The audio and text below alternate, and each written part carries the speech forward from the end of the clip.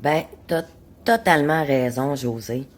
Écoute, quand on place un enfant, on arrive chez la famille d'accueil avec ses effets, souvent un petit sac ou une petite valise, et une fiche qui va donner les informations primaires de l'enfant. Les allergies, carte d'assurance maladie, les coordonnées des TS, bon, avec une petite explication du pourquoi cet enfant-là est plaçable.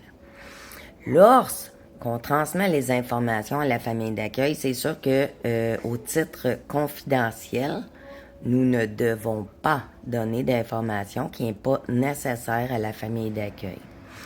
Ce qui est selon moi une grave erreur parce que cette famille d'accueil-là, pour bien accompagner cet enfant-là à défaire ses traumas, ses mécanismes, ben elle doit être au courant du passé de cet enfant-là. Fait qu'en partant, l'accompagnement pour les familles d'accueil versus ces enfants-là est biaisé. Deuxièmement, la famille d'accueil va gober ce que l'ATS va lui dire. Là.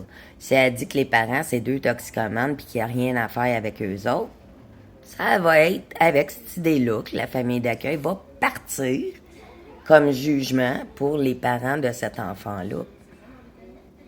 Et ça, si vous voulez avoir plus de détails du comment que ça se passe, ça va me faire plaisir de tout vous le dire. Parce que mes 7 dernières années, c'était en tant que intervenante qualité au suivi des familles d'accueil. Il y a tellement d'aberrances dans ce système.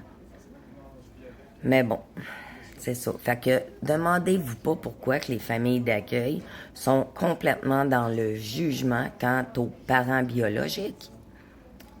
C'est comme un peu voulu. Hein? Bonne réflexion.